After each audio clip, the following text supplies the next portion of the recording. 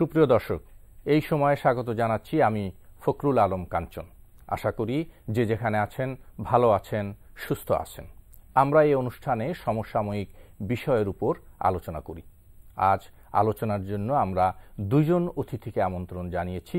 আমাদের সঙ্গে আছেন সুজন সম্পাদক ডক্টর বদিউল আলম মজুমদার এবং প্রথম আলোর যুগ্ম সম্পাদক জনাব মিজানুর রহমান খান। আপনাদের দুজনকেই স্বাগত জানাচ্ছি এনটিভিতে।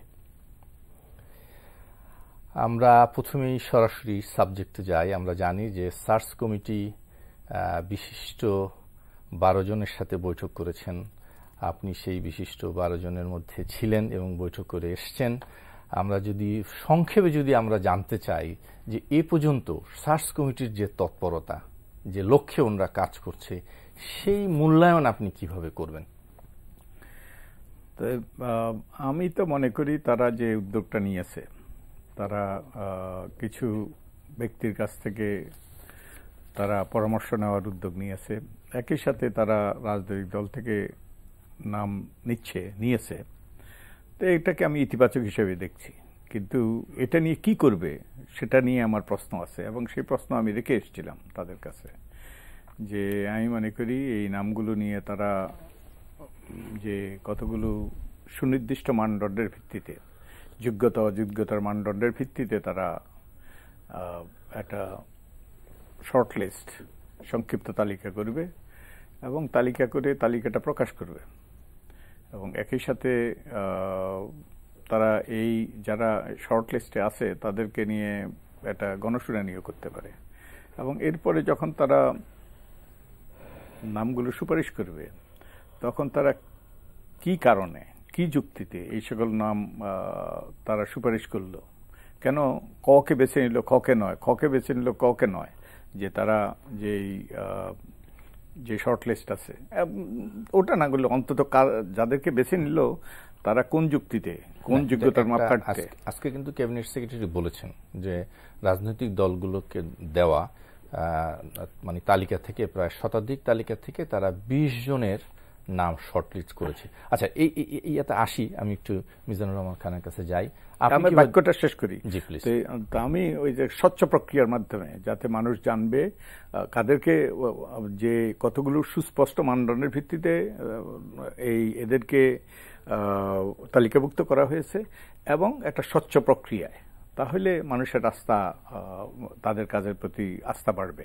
জি, মিজানুর রহমান খান, আমরা জানি 2 জন যে বিশিষ্ট নাগরিক যে বৈঠকে, যে গতকাল যে বৈঠক করেছিলেন, তাদের মধ্যে 2 জন, যদি আমি ভুল না করে থাকি তাহলে সুজন সম্পাদক ডক্টর বদিউল আলম মজুমদারও বলেছিলেন যে এই নামগুলো প্রকাশ করা হোক। আজকে উনি তা বলছেন। আপনি কি মনে করেন, নামগুলো কি প্রকাশ করা উচিত? না প্রকাশ করা উচিত না? এখন আমাদের দেশে স্বচ্ছতার ধারণাটা প্রাথমিক, এ কথাটা ঠিক, এবং আমরা বিভিন্ন সময় অতীতে স্বচ্ছ প্রক্রিয়ার কথা বলেও আমরা সেটা নিশ্চিত করতে পারিনি। তো এখন হচ্ছে যে, যেমন আমরা সুপ্রিম কোর্টের 10 বিচারকের যে মামলার রায়, তাতে বলা হয়েছিল যে বাছাই প্রক্রিয়াটা মাস্ট বি ট্রান্সপারেন্ট, কিন্তু আমরা এ পর্যন্ত সময় আমাদের অভিজ্ঞতা হচ্ছে গত 6-7 বছরে যে এটা কিভাবে স্বচ্ছ এই প্রক্রিয়াটা, এবং প্রতিটা পর্যায়ে লেখার কথা ছিল যে এইগুলো প্রত্যেকটা বাছাইয়ের প্রত্যেকটা পর্ব লিখিত থাকতে হবে, কিন্তু আমাদের কাছে কিন্তু এটা কাজ করেনি। এটা আমাদের একটা বাস্তবতা, এটা সত্য। কিন্তু এখন কথাটা হচ্ছে যে আমরা কি আমাদের সংস্কৃতিকেও তো আমাদেরকে পেছাতে হবে। মানে আমরা যে জিনিসটা স্বচ্ছতার কথা বলছি, এবং বিশ্বব্যাপী যদি আপনি দেখেন, আমাদের প্রতিবেশী দেশগুলোর কথাও যদি দেখেন, তারা কিন্তু ক্রমশ এই ট্রান্সপারেন্ট অবস্থার মধ্যে যাচ্ছে। পাকিস্তান গিয়েছে, সে গত বছর কনস্টিটিউশনাল অ্যামেন্ডমেন্ট করে ট্রান্সপারেন্ট প্রসেসে গিয়েছে। নেপাল গিয়েছে, শ্রীলঙ্কা গিয়েছে।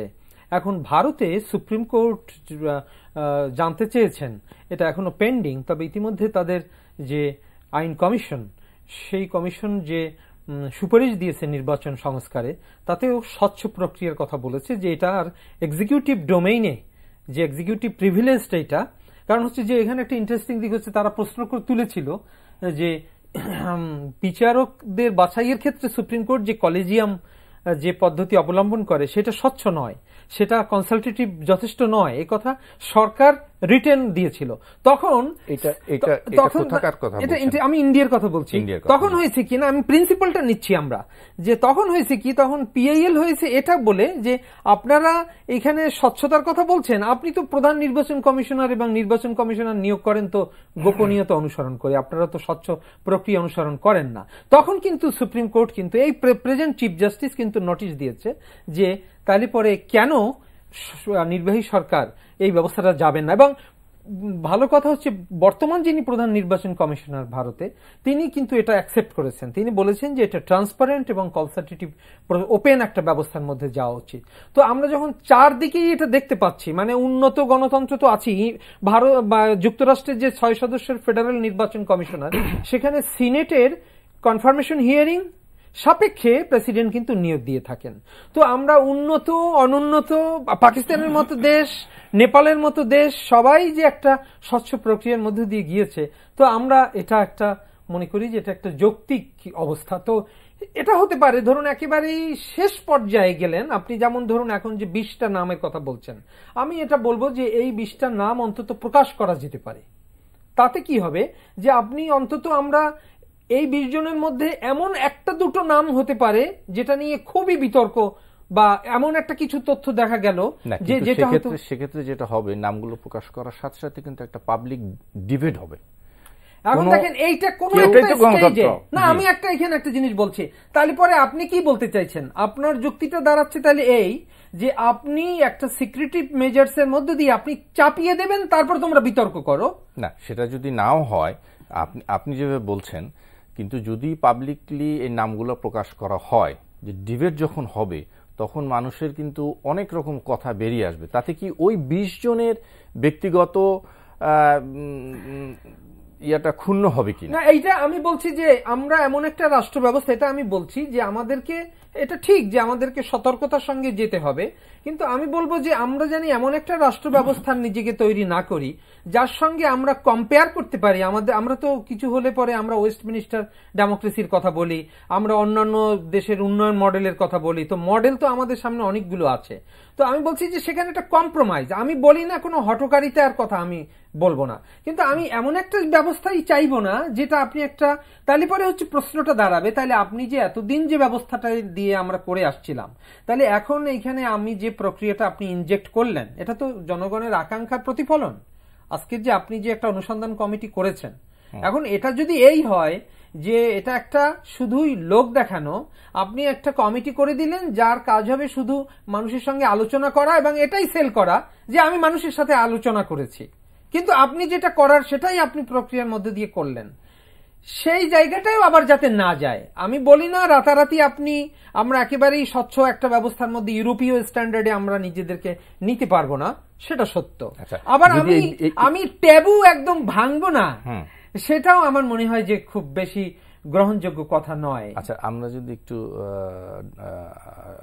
সুজন সম্পাদের কথা শুনে আসি, যে কোন যৌক্তিকে বা কোন প্রেক্ষাপটে আপনি এর নামগুলো প্রকাশ করার জন্য মানে প্রস্তাব করেছেন? আপনি যে আশঙ্কা করছেন সেটাই যুক্তি। তাহলে আর দুষ্ট লোকরা আসবে না, দুষ্ট লোকদের নাম এখানে আসবেই না। দুষ্ট লোকরা তাদের নাম যদি কেউ প্রস্তাব করে, তারা আগের থেকেই তারা সরে দাঁড়াবে। এর মাধ্যমে কিন্তু আপনি পরিচ্ছন্ন করতে পারবেন আপনার এই যে ভালো লোকদেরকে এইসব পদে নিয়োগটা নিশ্চিত করতে পারবেন। যদি তারা জানে যে এ নিয়ে একটা বিতর্ক হবে, তাদের ক্লজেটে যদি কিছু লুকানো থাকে, তাদের যদি কোনো রকম অন্যায় আচরণের কোনো এই যে ইতিহাস থাকে এবং কোনো রকম দুর্নীতি কিংবা তাদের জ্ঞাত আয়ের বহির্ভূত জীবনযাত্রা প্রণালী যদি থাকে, এরকম যদি থাকে, গোপন করার কিছু যদি থাকে, তাহলে তারা এই প্রক্রিয়া থেকে দূরে থাকবে। এর মাধ্যমেই কিন্তু পরিচ্ছন্ন হবে, এর মাধ্যমে কিন্তু সঠিক লোকরা এই সঠিক পদে নিয়োগ পাবে। আরেকটা হলো, আর ওই যে এটার বড় যুক্তি হলো ওই যে লুইস ব্র্যান্ডাইস, আমেরিকান একজন বিখ্যাত জুরিস্ট, বিখ্যাত জাস্টিস, উনি বলেছিলেন Sunlight is the best disinfectant. তার মানে কি, সূর্যের আলো হলো সবচেয়ে উত্তম রোগ প্রতিষেধক। অর্থাৎ দিনের আলোতে চুরি হয় না, চুরি করা সম্ভব নয়। তাই দিনের আলোতে যা হয়, তা যা আমরা দেখি তাই হয়। ওই যে অন্ধকারে কিছু করার সুযোগ থাকে না।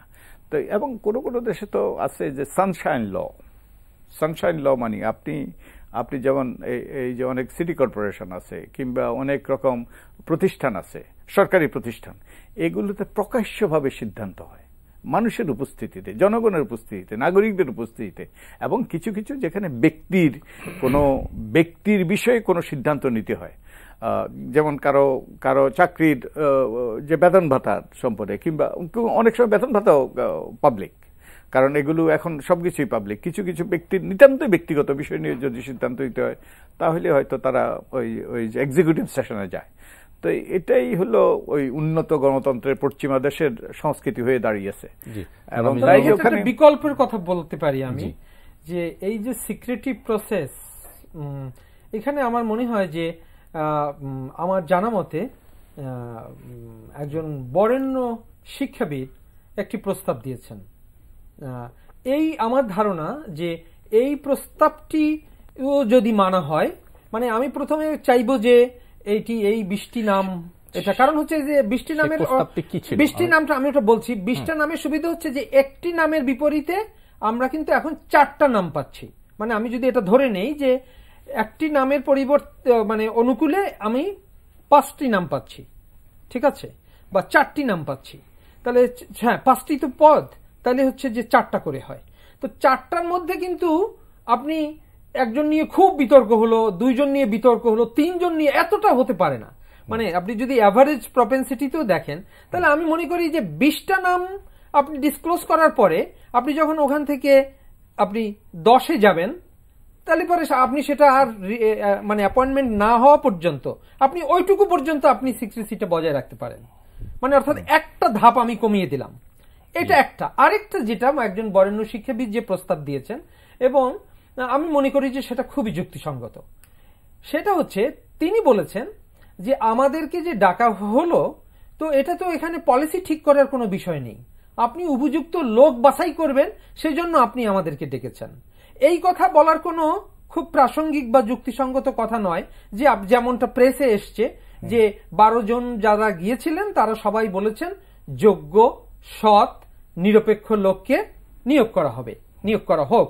এই কথা নিউজ পেপারের হেডলাইন হওয়াটা মানে হচ্ছে একটা খুবই একটা রুটিন ক্লিশে একটা ব্যাপার, যেটার কোনো প্রয়োজন নেই, কারণ এটা তো সেটেল। যারা হ্যাঁ, তো সুতরাং এটা তো কোনো পরামর্শের কোনো বিষয় হতে পারে না যে ওনারা এই পরামর্শ দিয়েছেন। তাহলে পরে ওই শিক্ষাবিদ বলেছেন যে এটা অর্থবহ হতে পারে যদি আপনি আমাদেরকে কনফিডেন্সে নেন। কি সেটা হচ্ছে যে আপনি যে শর্ট লিস্ট করবেন, আপনি যে নামগুলো থেকে যেসব নাম, সেটা 20 হতে পারে, 50ও হতে পারে। এই যে 20টা বলেছে, এটা যে 40টা হবে না এমন কোনো কিন্তু কথা নেই।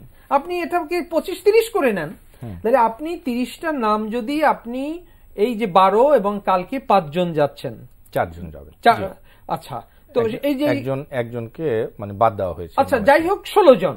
হ্যাঁ, তাহলে পরে আপনি যদি 16 জনের কাছে আপনি যদি এটা ইন কনফিডেন্স, এটা আমাদেরকে, এবং আমি একটা জিনিস কিন্তু খুব জোর দেই যে মানে রেজাল্ট কি হবে তার থেকেও আমি যেটাকে সব থেকে গুরুত্ব দিচ্ছি, এবং আমি এই পুরো প্রসেসটাকেই কিন্তু আমি স্বাগত জানাই। কারণ আমাদের দেশে এই ধরনের যে কালচার হতে পারে সেটা কিন্তু আমাদের চিন্তা ভাবনার মধ্যেই ছিল না। যে একজন নাগরিক সমাজের প্রতিনিধি হিসেবে সৈয়দ মঞ্জুরুল ইসলামকে দেখতে পাচ্ছি, সেটা আমাদেরকে কিন্তু অত্যন্ত স্বস্তি দিয়েছে। এখন এই প্রক্রিয়াটাকে কি করে আরো বেশি গ্রহণযোগ্য, আরো বেশি কার্যকর করা যায়। এখন আপনি দেখেন উনি প্রস্তাব দিয়েছেন যে আমাদেরকে আপনারা নামগুলো শেয়ার করবেন, আমরা ইন্ডিভিজুয়ালি এই যে প্রস্তাবিত যে প্যানেল, সেই ক্ষেত্রে আমরা আমাদের সুপারিশগুলো লিখে দিব 2টো শর্তে। এক হচ্ছে আমরা এই শীটগুলোতে সই করব না, আরেকটা শর্ত যে এটা আপনারা এর গোপনীয়তা বজায় রাখবেন উভয় দিক থেকে। মানে আপনি আমাকে ডেকেছেন, আমি কি পরামর্শ দিয়েছি সেটা গোপন থাকবে, এবং আপনিও ওই প্রান্ত থেকে আমি কি পরামর্শ দিয়েছি, কি গ্রহণ করেছেন, সেটাও আপনি গোপন রাখবেন, আপনি সেটা গোপনীয়তা বজায় রাখবেন। তাহলে হয় কি যে তাহলে পরে কিন্তু আপনি দেখবেন ওই যেটা ডক্টর বদিউল আলম মজুমদার বললেন যে এই যে দুষ্ট লোকেরা বা যারা তুলনামূলকভাবে যোগ্যতা কম, আমি এটাই বলি, সম্মান দিয়েই বলি, একটা লোক বাদ পড়লেই তিনি অযোগ্য হয়ে যান না। মানে তুলনামূলকভাবে আমি বলবো যে অধিকতর যোগ্যতা সম্পন্নদের বাছাই করার ক্ষেত্রে আমি বলি যে ধরুন এই 20টা লোক থেকে 10 জন লোক নেওয়া হবে, আর 10 জন নিশ্চয়ই অযোগ্য নয়, তারাও শ্রদ্ধেয়। সুতরাং এটা এমন হওয়া উচিত নয় যে এটা একেবারে প্রকাশ হয়ে পড়লে পরে একটা বিরাট ধরনের হইচই ঘটে যাবে, ব্যাপারটা কিন্তু তা নয়। এবং আপনি দেখেন এখন ডেমোক্রেটিক প্র্যাকটিস কি হচ্ছে, ভারতে লোকপাল নিয়োগের কথা একটা এসছে এবং এই একই ল দিয়ে সেটা করা হয়েছে। সেখানে বাছাই কমিটি প্রথম করা হয়েছে prime minister, opposition leader of the opposition এবং চিফ জাস্টিসকে দিয়ে, এবং তারা আবার সার্চ কমিটি নিয়োগ দিচ্ছে। মানে প্রথমে একটা বাছাই কমিটি, তারপরে বাছাই কমিটি করে দিচ্ছে একটা অনুসন্ধান কমিটি, এবং সেই অনুসন্ধান কমিটি বাছাই কমিটিকে হেল্প করছে। তো এখন আমাদের এখানেও আমরা সেটা চাইবো, এই স্তরগুলো। তো এখন আমি দেখি, এটা যদি আমি বাছাই কমিটি দেখি, আমি ইন্ডিয়ান মডেলে বলছি, তাহলে পরে এই যারা মতামত দিতে চাইছেন তারা কিন্তু একটা রিয়েল অনুসন্ধান কমিটি হিসেবে কাজ করছেন। কারণ হচ্ছে যে তাদের কিন্তু তারা গেজেটে তারা হন নাই, তারা আরেকটা লেয়ার নিচে। তো আপনি, এবং এখানেও আমরা এটা দেখতে পাচ্ছি যে কার্যপ্রক্রিয়াটা লিখিত হওয়ার কথা ছিল। আমি একজন মাননীয় সদস্যকে জিজ্ঞেস করলাম যে আমরা তো এই কালচারাল ডেভেলপমেন্ট চাই, কারণ আমরা পরবর্তী সাংবিধানিক সংস্থার পদে যখন বাছাই করা হবে তখন যেন বলতে পারি যে নির্বাচন কমিশন হয়েছে যেভাবে, এই কমিশনও হবে সেভাবে। তো সেই জন্য আমাদেরকে কিন্তু কতগুলো কালচারাল উন্নয়নের দিকেও যেতে হবে। এখন আপনি দেখেন, এইটা যদি ইন কনফিডেন্স, আমি মনে করি, আমি এটা বিনয়ের সঙ্গে এটাকে খুব গুরুত্ব দিতে চাই, এবং আমি আশা করি যে অনুসন্ধান কমিটি এটা কিন্তু এইটা এখন দেখেন, এখন এই দর কষাকষি বা আশা আকাঙ্ক্ষাটা আমরা কিন্তু এক ধাপ নিচে নামিয়ে এনেছি। আমরা এখন চাইছি, অনুসন্ধান কমিটির কাছে এই প্রার্থনা করছি যে তারা যে তাদেরকে এম্পাওয়ার করা হয়েছে, আমি মনে করব তারা যদি এই ক্ষমতার প্রয়োগ না ঘটান, সেটা হবে তার উপরে অর্পিত এখতিয়ার বা দায়িত্বের, সেটা যথাযথভাবে পালন করা না করার প্রশ্নের সঙ্গে জড়িত। এবং যেমন এই যে তুমি লিখিত, ওই যে লিখিতভাবে সবকিছু, আপনি সবকিছু লিখিত রাখার কথা বলেছেন, রেকর্ড কিপিং এর কথা বলেছেন, আমি লিখিতভাবে দিয়েছি, আমার যা বক্তব্য আমি লিখিতভাবে উত্থাপন করেছি, আমি তাতে বিশ্বাস করি। আর আরেকটা হলো এই যে শর্ট লিস্টটা করা, শর্ট লিস্ট কিসের ভিত্তিতে করবেন আপনি? আপনার ব্যক্তিগত পছন্দ অপছন্দের ভিত্তিতে, না কি তাদের সেই বেশভূষা দেখে, চেহারা দেখে? না, এটা ওই যে এটা হয়তো এইভাবে বলা ঠিক নয়, কিন্তু আপনি কতগুলো যদি অবজেক্টিভ ক্রাইটেরিয়া ঠিক করেন, তো করতেই হবে, কারণ নাম আপনি চেয়েছেন। আপনি আমি আমার যেটা তো 100 জনকে সুযোগ দেওয়ার সুযোগ নাই, সুযোগ নিশ্চয়ই করতে হবে। শর্ট লিস্টটা কতগুলো অবজেক্টিভ ক্রাইটেরিয়ার ভিত্তিতে, সুনির্দিষ্ট মানদণ্ড ভিত্তিতে এবং যোগ্যতা অযোগ্যতার মানদণ্ডের ভিত্তিতে। এবং আমি মনে করি, আমি প্রস্তাব করেছি যে অনুসন্ধান কমিটি এই কাজটা যেন করে, যে তারা কতগুলো মানদণ্ড তৈরি করে, এবং অনেক দেশের আইনেই কিন্তু মানদণ্ড দেওয়া আছে, ওই যে যোগ্যতা অযোগ্যতার মানদণ্ড দেওয়া আছে। এই মানদণ্ডগুলো ব্যবহার করে তারা শর্টলিস্ট করবে, এবং এই শর্টলিস্টের ভিত্তিতেই তারপরে তারা নামগুলো প্রকাশ করবে, প্রকাশ করে তারপরে তার থেকে গণশুনানি হতে পারে, কিংবা নাম প্রকাশ করলে কিন্তু গণশুনানি হয়ে যাবে, এটা অটোমেটিক হয়ে যাবে। কিন্তু আরেকটু কথা যদি আমাদের জানান যে এই বৈঠকে আপনারা 12 জন ছিলেন, কোন বিষয়টি বেশি অগ্রাধিকার পেয়েছিল? যেটা আমাদের মিজানুর রহমান খান বললেন, আমি পদ্ধতি প্রক্রিয়ার কথা বলেছি, আমি মানদণ্ডের কথা বলেছি, আমি বলেছি যে যাতে এটা যেন একটা যে লোক দেখানো বিষয়ে পরিণত না হয়। তো আমার অনেকেই এটাকে সমর্থন করেছে, আর ওই যে যোগ্যতার কিছু, যেগুলো খুব একটা সবাই বলবে, একটা শিশুও বলবে যোগ্যতার কথা, যে সৎ হইতে হবে, যোগ্য হইতে হবে ইত্যাদি। আর এসছে যে আমাদেরকে কনফিডেন্সে নিয়ে এই যে আমাদের সত্যিকারের সহায়তা নেওয়া। আর অনুসন্ধান কমিটি, আমি আরেকটা কথা বলেছি যে একজন সদস্য বলেছেন, একজন সার্চ কমিটির সদস্য বলেছেন যে আমরা তো যে সরকারের যে সকল ওই যে এজেন্সিগুলো, সরকারের যে সকল অ্যাপারেটাস আছে তার উপর নির্ভর করি তথ্যের জন্য। আমি বলছি যে এটা যথেষ্ট নয়। অতীতে আমাদের এর থেকে যে তথ্য পেয়েছি এটা বিভ্রান্তিকর তথ্য, আপনাদেরকে অনুসন্ধান করতে হবে। আপনাদের মানে সার্চ কমিটি কিভাবে করবে? তাদের তো কাউকে না কাউকের উপরে তার নির্ভর করতেই হবে। ওই যে সার্চ কমিটি অনুসন্ধান হয়ে যাবে, তারা যদি পাবলিক হিয়ারিং করে মানুষই আসবে, মানুষই বলবে, শেয়ার করবে, এবং এরপরে তারা যেটা তাদেরকে ইন্টারভিউ করতে পারে। এটা তো একটা জব ইন্টারভিউ। আমি এই কথাটাই জোর দিয়ে বলতে চাই, this is a job interview এবং গুরুত্বপূর্ণ জব ইন্টারভিউ। এবং যাদেরকে আপনি যাদের নাম সুপারিশ করবেন আপনি তাদের সাথে কথা বলবেন না, তাদের সম্পর্কে জানতে চাইবেন না, তাদের ওই যে ব্যাকগ্রাউন্ড সম্পর্কে আপনি তথ্য নেবেন না। তো তাহলে তো আপনি তো একটা বাড়ি, যদি আপনি এটা এই যে কাজের লোক নিয়োগ দিতে হলে, আমি সেই পর্যায়ে নিতে চাই না এবং কেউ যেন এটাকে অসম্মানিত বোধ না করেন, ভুল না বোঝেন। হ্যাঁ, ভুল না বোঝেন, যে তাহলে তো আপনি খোঁজ খবর নেন সে, এবং একটা রেফারেন্স চান যে তাকে কে চিনে, আপনি একটা ছবি রাখেন, তারপরে আপনি একজন বিশ্বাসযোগ্য লোক তাকে এনেছে, তার ভিত্তিতে আপনি নিয়োগ দেন। মানে আপনি ইন্টারভিউর কথা বলছেন, এবং ডিউ ডিলিজেন্স, ওই যে লয়ের একটা টার্ম তো থাকতে পারে যে তারা ইন্টারভিউ দিয়ে এই পদে আসে, লয়ের একটা টার্ম ডিউ ডিলিজেন্স আপনি প্রদর্শন করছেন কিনা, আপনি এটা এই যে সিরিয়াসলি নিয়ে আপনি আসলে অনুসন্ধান করছেন কিনা, আপনি আপনার দায়িত্বটা, কর্তব্যটা পালন করছেন কিনা। আমি এটা বলতে চাই যে এই যে মানে 12 বিশিষ্ট নাগরিকরা যারা মতামত দিয়েছেন, যেটুকু প্রেসে এসছে বা সেই আন্ডারস্ট্যান্ডিং থেকে আমার মনে হয় যে অনেকেই লিখিতভাবে দিয়েছেন, কিন্তু আমার মনে হয় যে কিছু বিষয় ছিল যা অন্যান্য দেশের অভিজ্ঞতাকে বিবেচনায় নিয়ে খুব সুনির্দিষ্টভাবে পিন পয়েন্ট করা যেত। যেমন আমি একটা উদাহরণ দেই, যে সেটা হচ্ছে যে ভারতের যে ডেভেলপমেন্টটা হয়েছে সেটা খুব ইন্টারেস্টিং। সেটা হচ্ছে যে ভারত বলছে, ভারতের ল কমিশন দেখেন, তাদের তো বিশাল অভিজ্ঞতা, মানে সেই অভিজ্ঞতা থেকে দাঁড়িয়ে বলছে যে তারা যে চিফ ইলেকশন কমিশনার হবেন সেটা অনেকটা সুপ্রিম কোর্টের চিফ জাস্টিসকে যে নীতির ভিত্তিতে নিয়োগ দেয়া হয়ে থাকে, মানে অ্যাপিলেট ডিভিশনের 8 জন বা 10 জন জাজ, যিনি সিনিয়র সব থেকে, তিনি চিফ জাস্টিস হবেন, আনলেস সিনিয়রিটি, কিন্তু এটা একটা বিরাট রুল, আনলেস যদি আপনি মনে করেন যে না, যাকে ইমিডিয়েট যিনি সিনিয়র তার বিষয়ে আপনার কাছে এমন তথ্য রয়েছে সেটা ঠিক তাকে সিইসি করার জন্য বা চিফ জাস্টিস করার জন্য সেটা ঠিক উপযুক্ত নয়, তাইলে পরে ল কমিশন তারা সাজেস্ট করেছে যে ভারতের সুপ্রিম কোর্টের প্রধান বিচারপতি, বিরোধী দলীয় নেতা এবং প্রধানমন্ত্রী নিয়ে যে 3 সদস্যের কমিটি রয়েছে, বাছাই কমিটি, এই সিলেকশন কমিটি তখন উপযুক্ত কারণ দেখিয়ে বলতে হবে, অর্থাৎ নির্বাচন কমিশনের মধ্য থেকে জ্যেষ্ঠতার ভিত্তিতে প্রধান নির্বাচন কমিশনার হবেন। আমরা কিন্তু এই সুযোগটা, এবং এই যে আমরা একটা গলাকাটা পদ্ধতিতে যাচ্ছি, আমরা একবার একটা সেট আমরা নেই, এরপরে এদেরকে আমরা নানাভাবে যে প্লেয়াররা আছে তারা তাদের মতো করে ইউজ অথবা অ্যাবিউজ করেন, এবং তারপর এদেরকে বিদায় দিতে পারলেই তারা বাঁচেন। এই মন মানসিকতাটাও কিন্তু বদলে ফেলতে হবে।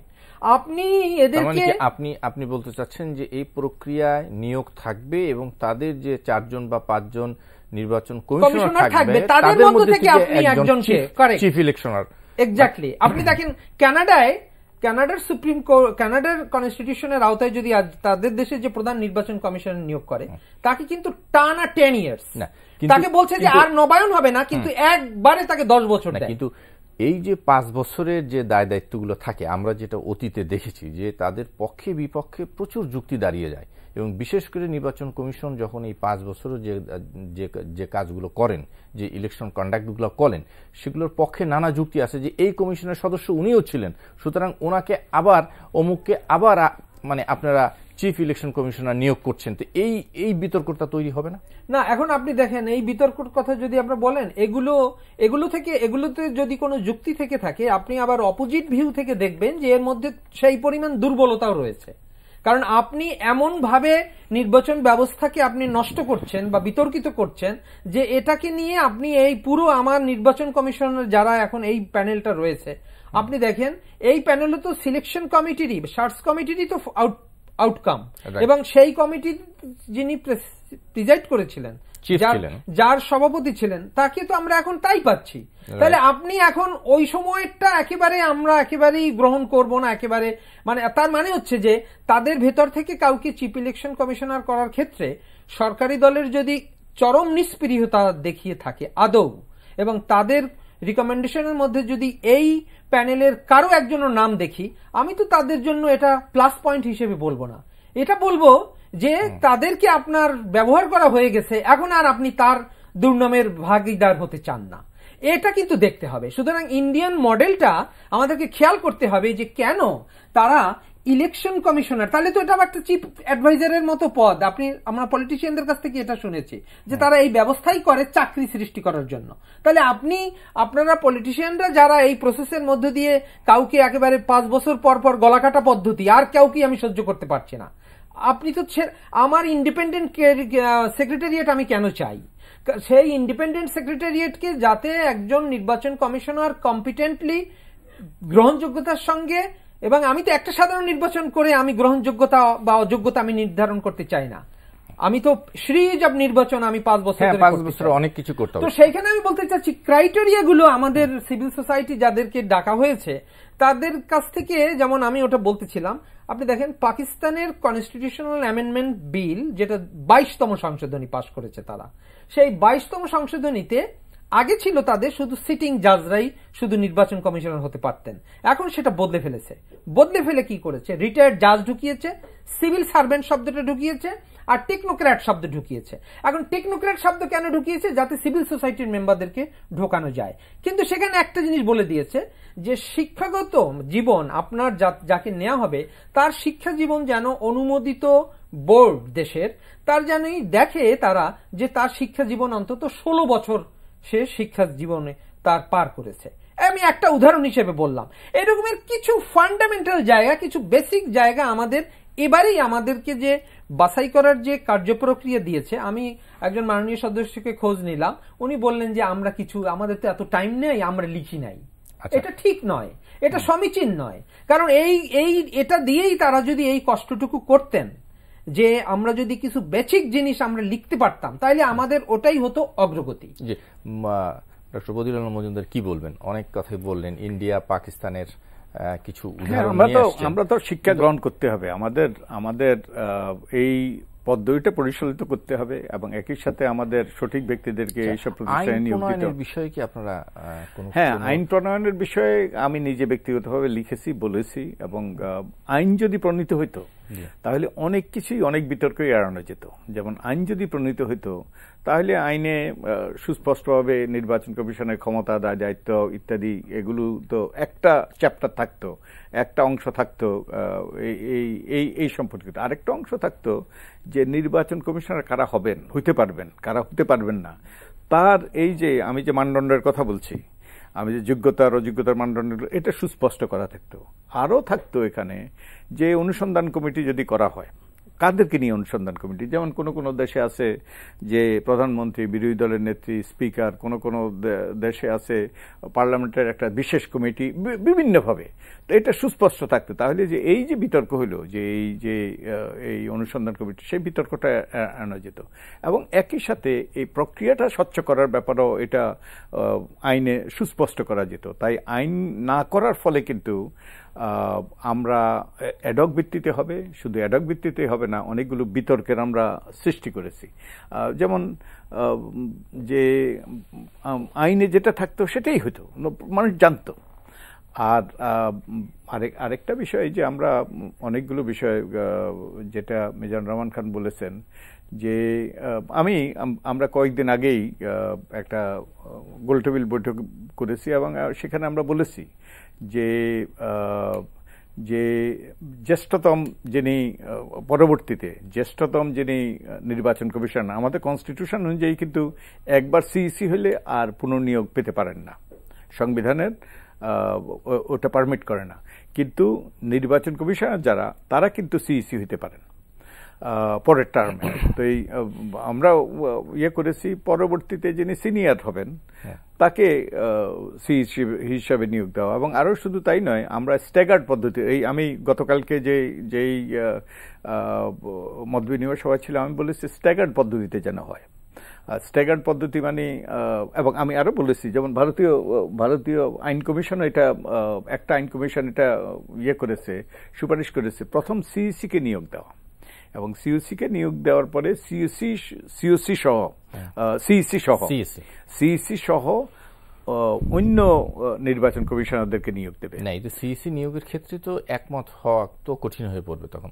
না, ওই যে একটা প্রক্রিয়া, একটা কতগুলো ক্রাইটেরিয়া এবং স্বচ্ছ পদ্ধতিতে গেলে হ্যাঁ আপনার বিতর্ক হতে পারে, কিন্তু আপনি যদি বিতর্কটা যদি এমন হয় যে মানুষ জানতে পারে, বুঝতে পারে, এবং এই সিদ্ধান্তের কারণ তাদের কাছে সুস্পষ্ট, তখন যারা বিতর্ক করবে, বিতর্ক করলেও কিন্তু বিতর্কের খাতির বিতর্ক করলেও ওটা গ্রহণযোগ্য হবে না।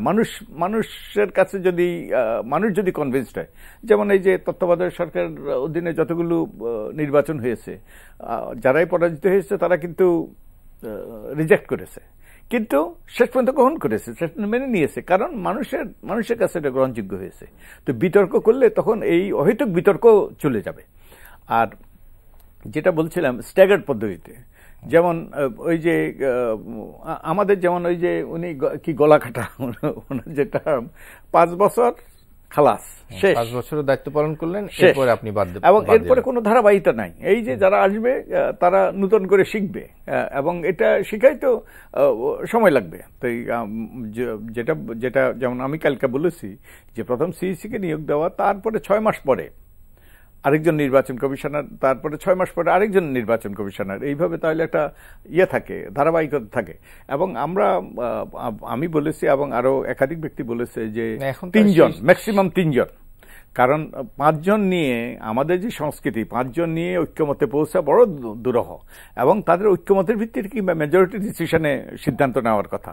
তাই ঐক্যমতের ভিত্তিতে যদি সিদ্ধান্ত নেয় এটা হবে সবচেয়ে গ্রহণযোগ্য। তাই ওই আমাদের সাবেক নির্বাচন কমিশনাররাও তারাও এই পরামর্শ দিয়েছেন যে তারা ইনফ্যাক্ট সংবিধান সংশোধনের ৫ম সংশোধনীর আগে কিন্তু এ ব্যাপারে সংসদীয় কমিটি একমত হয়েছিল, কিন্তু শেষ মুহূর্তে অজ্ঞাত কারণে উল্টে গিয়েছে, 5 জন করা হয়েছে। তো আমরা এই প্রস্তাবও দিয়েছি যাতে ওই যে 5 জনের পরিবর্তে 3 জন একটা স্ট্যাগার্ড পদ্ধতিতে।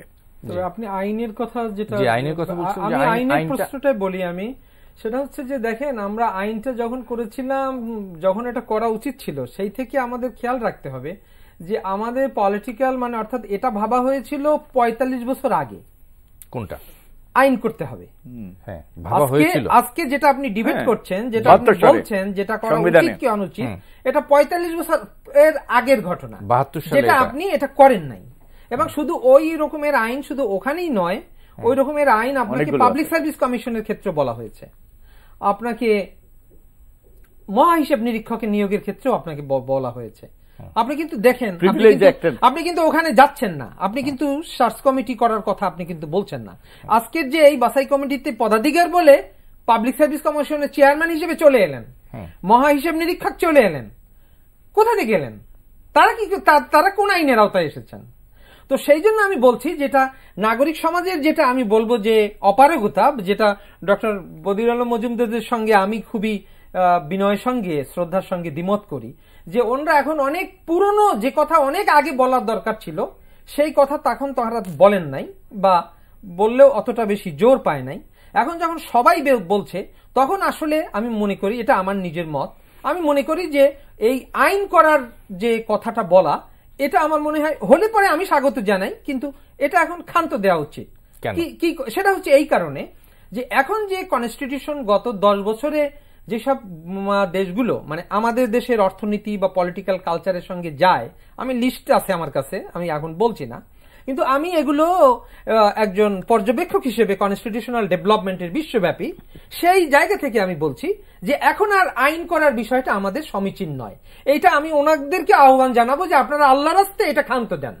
আপনারা যেমন আইন যে আপনারা চান, যেমন পান না, সেটা নিয়ে যদি প্রজ্ঞার কোনো সমস্যা না হয়, তাহলে দয়া করে আপনারা কনস্টিটিউশনাল অ্যামেন্ডমেন্টের কথা বলেন। এই যে ব্যবস্থাটা এখন, এবং সেটা শুধুমাত্র নির্বাচন কমিশন গঠন প্রশ্নে নয়, এখন নেপাল এবং শ্রীলঙ্কা যে কনস্টিটিউশনাল কাউন্সিল করেছে, আমাদেরকে সেই পথে যেতে হবে। কেন? কনস্টিটিউশনাল কাউন্সিল যেটা করেছে, সেই কাউন্সিল শুধুমাত্র নির্বাচন কমিশনারই নিয়োগ দেয় না, তারা সকল সাংবিধানিক সংস্থার সদস্যদেরকে নিয়োগ দিয়ে থাকে। সেটা এই বিবেচনার ভিত্তিতে প্রধানত যে অবাধ ও সুষ্ঠু নির্বাচন অনুষ্ঠানের যে ধারণা, সেটা একটি মাত্র দিনের উৎসব নয়, সেটা একটা সার্বিকভাবে গুড গভর্নেন্সের সঙ্গে ওতপ্রোতভাবে জড়িত। এবং সেই জায়গা থেকে আমার জুডিশিয়াল ইন্ডিপেন্ডেন্স ছাড়া আমি একটা ইন্ডিপেন্ডেন্ট নির্বাচন কমিশনের কথা আমি অন্তত কল্পনা করতে পারি না। সুতরাং আমি সুপ্রিম কোর্টের বিচারক নিয়োগের প্রক্রিয়ার দিকে তাকাবো না এবং আমাকে আমার রাজনৈতিক দলগুলো তার টার্মসে সময় সময় আমাকে ডাকবে, আর আমি সিভিল সোসাইটির মেম্বার হয়ে গিয়ে আমি সেই সময় গিয়ে বাতাস দিব যে নির্বাচন কমিশনে আমি মত দিব। আমি এই ধরনের পিসমিল বেসিসে আর যেতে চাই না। সে কারণে আমি বরং অনেক বেশি একটা তথ্যে আমি খুবই সন্তুষ্ট হয়েছি। আমি ডক্টর কামাল হোসেন, আমাদের সংবিধান প্রণেতা কমিটির চেয়ারম্যান, বিশিষ্ট আইনবিদ, তিনি একটি কাজ করেছেন, সেটাকে আমি স্বাগত জানাই। তিনি মহামান্য রাষ্ট্রপতির সঙ্গে যেদিন সাক্ষাৎ করতে গিয়েছেন, সেদিন গণফোরাম থেকে তারা ওই একটা সার্চ কমিটির কথা তারা বলেছেন, কিন্তু সেই সঙ্গে নেপাল এবং শ্রীলঙ্কার কনস্টিটিউশনের যে এই চ্যাপ্টারটা যেখানে কনস্টিটিউশনাল কাউন্সিলের কথা বলা আছে, সেটা মহামান্য রাষ্ট্রপতির হাতে তিনি তুলে দিয়েছেন। এবং আমি মনে করি যে তাহলে আপনার কথা হলো যে বিচারক নিয়োগের ক্ষেত্রেই একটি আগে বিধি বা আইন এটা বা সংবিধান সংশোধন করে একটি, আমি আগে পরে বলছি না। এখন আমার হয়েছে কি, কেন আমি এখন দেখি আমাদের সুপ্রিম কোর্টের চ্যাপ্টারেও বিচারপতি নিয়োগের জন্য একটা আইন করার কথা বলা আছে, যদিও আইনটা 72-তে আনা হয়নি, জিয়াউর রহমান সাহেব মার্শাল ল প্রক্লেমেশন দিয়ে এনেছিলেন, কিন্তু বিএনপি কাজটা করেনি। সুতরাং আমরা দেখতে পাচ্ছি এখন সুপ্রিম কোর্টের বিচারক নিয়োগে আইন নেই, মহা হিসেব নিরীক্ষকে আইন নেই, পাবলিক সার্ভিস কমিশনে আইন নেই, আইন কমিশন নিয়োগের ক্ষেত্রে আইন নেই, এবং নির্বাচন কমিশনে আইন নেই। সাংবিধানিক পদগুলোতেও কোনো নিয়োগের ক্ষেত্রে কোনো আইন নেই। এই কারণেই আমি চাইছি যে একটা পিসমিল বেসিস এভাবে আইন না করে আমরা একটা অ্যাপেক্স বডি, যেভাবে নেপাল এবং শ্রীলঙ্কাও তো অভিজ্ঞতা থেকে করেছে। দেখেন, শ্রীলঙ্কার রাজাপক্ষের সময় এটা ভেঙে পড়েছিল, উনি এটা বাতিল করে দিয়েছিলেন, কিন্তু জনগণ এবং আবার সর্বদলীয় রাজনৈতিক দলগুলো কিন্তু কনসেনসাসে এসে আবার কনস্টিটিউশনে ঢুকিয়েছে এবং নাও ইট ইজ ফাংশনিং। সুতরাং এবং অন্যান্য দেশের অভিজ্ঞতা থেকেও দেখতে পাচ্ছি, এই যে আপনি দেখেন পাকিস্তানের কথা যেটা আপনাকে বললাম, তারা কিন্তু এই টেকনোক্র্যাট, এই যে যোগ্যতাটা, এটা একটা ল দিয়ে করতে পারত, কিন্তু এটা কনস্টিটিউশনে ঢুকিয়েছে। এটা বুঝতে হবে যে কেন তারা এটাকে কনস্টিটিউশনে ঢুকিয়েছে, কারণ এটা বৈশ্বিক প্রবণতা। এটা আমি বলবো যে আমাদের রাজনৈতিক দলগুলো এবং আমাদের নাগরিক সমাজ, আমি শ্রদ্ধার সঙ্গে বলবো যে তারা এই বৈশ্বিক প্রবণতাটা সম্পর্কে তাদের উপলব্ধি এবং এটাকে বলার ক্ষেত্রে তাদের ব্যর্থতা রয়েছে। আমি আশা করি যে তারা এইবারের অভিজ্ঞতা থেকে তারা শিক্ষা নিয়ে, কারণ আইন করার ক্ষেত্রে কিন্তু আমাদের তিক্ততা রয়েছে। কেন 5 বছর আগে সৈয়দ আশরাফ সাহেব বঙ্গভবন থেকে বেরিয়ে এসে প্রেস কনফারেন্সে বলেছিলেন মহামান্য রাষ্ট্রপতি আইন করার প্রস্তাব দিয়েছেন এবং আমরা তাৎক্ষণিকভাবে তার সঙ্গে একমত হয়েছি। এটা জিল্লুর রহমান সাহেবের কথা তিনি বলেছিলেন। তা আজকে আমরা এখানে বসে কি আলোচনা করছি, একটা আইন করবেন কি করবেন না। সুতরাং এটা তার আমাদের যে সীমাবদ্ধতা বা এটার অপ্রয়োজনীয়তা, আমি বলবো না, কারণ আমি এটা এখন যদি আইন বলেন যে এখনই একটা আইন হোক, আমি সেটাকে স্বাগত জানাবো। কিন্তু আমি বলছি যে আলটিমেটলি আমাদের টোটাল কনস্টিটিউশনাল অর্ডারে আমাদের একটা কনস্টিটিউশনাল কাউন্সিল দরকার। জি, আমরা একদমই শেষ সময় আছি। ডক্টর বদিউল আহমদ, আপনি একদমই সংক্ষেপে যদি বলেন, মিজানুর রহমান খান যে কথা বললেন যে একটা সাংবিধানিক কাউন্সিল, না, আমাদের তো এইসব নিয়োগ প্রক্রিয়াকে স্বচ্ছ করা দরকার, গ্রহণযোগ্য করা দরকার এবং সঠিক ব্যক্তি যাতে নিয়োগ পায়। তো আমাদের সত্য কথা, আমাদের আইন হয়নি, এইভাবে সার্চ কমিটি করে আমাদের আইন হয়নি। যদি আইন হইতো, এখনো আইন করে যে করা যাবে না তা নয়, কিন্তু আমার মনে হয় আইন করেই এইরকম একটা কনস্টিটিউশনাল কাউন্সিল, যারা একটা সুপার বডি, যারা সবগুলো নিয়োগের ব্যাপারে এই যে তাদের পরামর্শে হবে এবং তাদের অনুসন্ধানে তাদের প্রচেষ্টা হবে, এটা অবশ্যই এটা যে অপারগতা আমাদের এতদিন পর্যন্ত যে আইন করার অপারগতা, সেটার ওই যে পূরণ করবে এবং এই রকম একটা পদ্ধতিতে আমাদের যেতে হবে। তা না হলে তো আমরা যাকে ইচ্ছা নিয়োগ দিলাম, যখন ইচ্ছা নিয়োগ দিলাম এবং এরপরে ছুঁড়ে ফেলে দিলাম। জি, আপনাদের দুজনকে ধন্যবাদ, আপনারা কষ্ট স্বীকার করে অনুষ্ঠানে এসেছেন। দর্শক, এই ছিল আমাদের আজকের আয়োজন। আগামী অনুষ্ঠানে আবার দেখা হবে। আল্লাহ হাফেজ।